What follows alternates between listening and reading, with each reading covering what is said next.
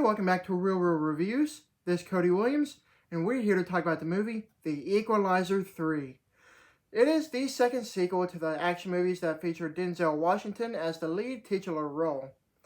Not gonna lie, but surprisingly I've never seen any of these Equalizer movies. I know what you're thinking. Why am I just now getting into these? Well, to be honest, I just don't rightfully know. Maybe I want to finally dip my toe in and check this new one out and actually go back to the other preceding movies if I enjoy this one. So, yeah, it's a bit unorthodox, but I'm at least finally getting around to it. Now that I've finally watched this new sequel, I'm ready to talk about it. The movie story follows since giving up his life as a government assassin, Robert McCall has struggled to reconcile the horrific things he's done in the past and finds a strange solace in serving justice on behalf of the oppressed. Finding himself surprisingly at home in southern Italy, he discovers his new friends are under the control of local crime bosses. As events turn deadly, McCall knows what he has to do: become his friend's protector by taking on the mafia.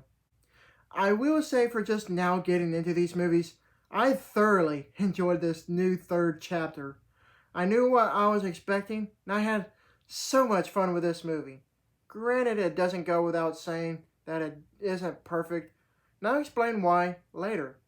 For now, let's talk about the great things the movie has going for it, whether it be just how extremely bloody fun it is, Denzel Washington himself, beautiful scenery and cinematography, and also how it has a great theme to it. Obviously, the best thing about the movie is going to be the legendary Denzel Washington himself. He's always great in every movie that he's in and elevates his roles into transcendence, and this movie makes no exception. With his line delivery and charismatic acting capabilities, he carries this movie. I just couldn't imagine anyone else in the role because he is perfect. As far as co-stars go, we have a reunion that dates back to almost 20 years. Remember the movie Men on Fire? Well, Dakota Fanning makes a return with Denzel once again in this movie, and she's a great addition with her character. After watching this new sequel, I'm definitely going to go back and watch the other two movies. Mark my words. With that said, I do love the action thriller aspect of this movie. If you want pure unbridled violent action with some amazing choreographed fight scenes, this is that movie. Pardon my language, but it's so much fun watching Denzel Washington kicking ass and taking names. With the movie filmed on location in various locales in Italy, there are some stunningly beautiful scenic views, and the cinematography utilizes it to the fullest degree. Maybe I should finally update my passport after all. Anyways, the camera work in this movie is truly magnificent with how the lighting is used and just how most of the shots were framed. I do hate to sound like a broken record, but this is a beautiful looking movie. Another aspect of the movie that I very much enjoyed would have to be the theme of an outsider being accepted into the Italian village and having him as a hero protecting them from the mafia. I don't know, I just thought it was very heartwarming.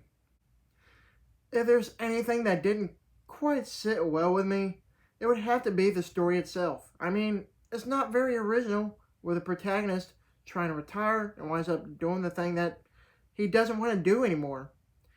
Seriously, just think about how many movies have done that already. It's not my place to say that these movies have lost their inspiration when I haven't seen the other Equalizer movies. But still, it could have been spiced up. Other than that, this movie is still pretty spectacular. Overall, The Equalizer 3 is a sensational, thrilling new chapter that serves as a great bookend to the trilogy. Despite the fact that it's not entirely a perfect movie, it's still infectiously entertaining to watch. However, with some slight improvement, this movie is close to being perfect. I give this movie an A. Thank you for watching, and don't forget to like and subscribe to my channel. Keep up with my real reviews.